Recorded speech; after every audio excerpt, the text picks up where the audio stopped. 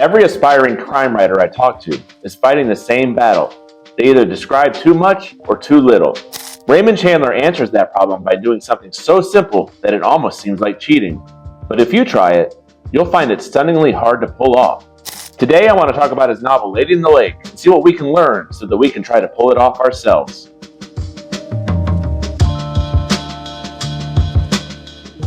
I just finished rereading Lady in the Lake by Raymond Chandler.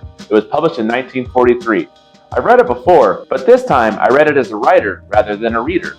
And I came away with a few things that I think every aspiring crime writer needs to hear. Chandler didn't publish his first novel until he was 51. He'd been an oil company executive and lost his job during the Great Depression. He turned to writing for pulp magazines to make ends meet. He wrote for Black Mask. He refined his sentences.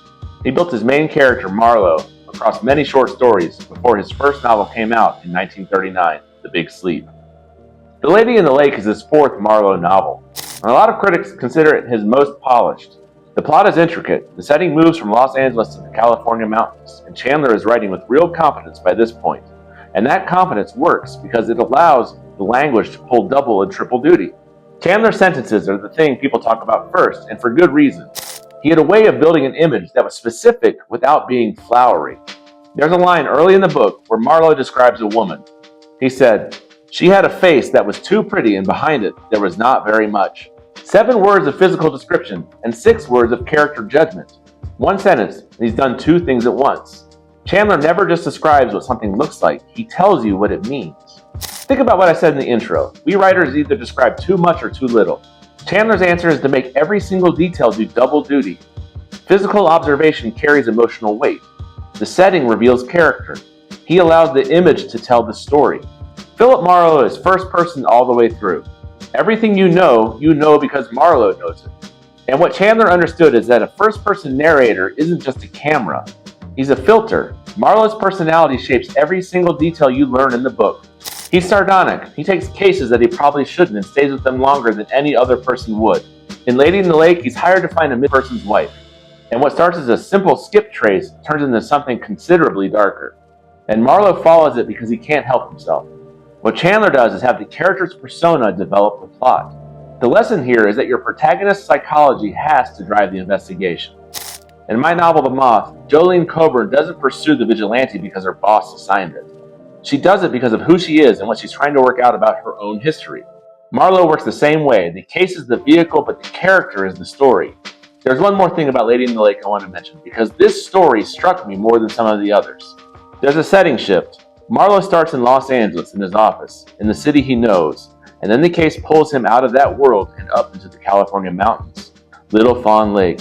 And Chandler does something smart. He doesn't just change the backdrop. He changes the atmosphere and the kind of danger Marlowe is dealing with. The city has corrupt cops and smooth operators. The mountains have isolation and something more raw. Marlowe is the same man in both places, but he reads differently because the world around him reads differently. That resonated with me because that's essentially what I was doing with Jeff Coburn in Redacted. Coburn moves between the Pentagon and rural Appalachia, between the machinery of official Washington and the quieter, older world his family comes from. And those 2 settings put pressure on each other. What Coburn knows to do in one place doesn't always translate to the other.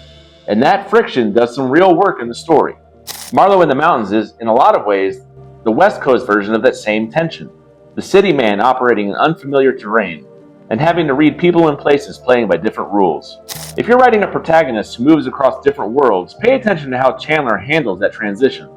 He doesn't explain it. He just lets Marlowe be slightly off balance and trusts the reader to feel it. If you're finding this useful, hit that like button and subscribe. I'm TJ Stecker, this is Fireside Writer. I put out new videos every week on the publishing journey and the craft discussions that help get our books written.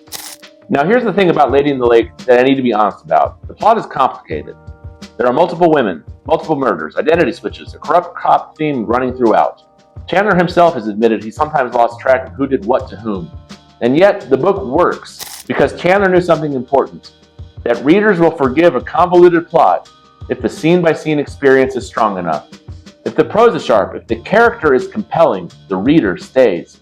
That's both reassuring and instructive. Reassuring because complex crime plots are genuinely hard, and even the masters weren't immune. Instructive because it tells you where to put your energy. Write the scene in front of you as well as you can. Trust that a reader who is fully engaged will work through the complexity with you. If you write crime fiction and you haven't read Raymond Chandler, start with The Big Sleep to get you introduced to Marlowe. Then I think you should read Lady in the Lake as a writer. I promise you'll learn something. I know I did. And make sure you head over to tjstecker.com and subscribe to my newsletter. You can find out where my novels stand and how I'm navigating this publishing journey. So until I see you next time, go write something. I'll see you by the fire.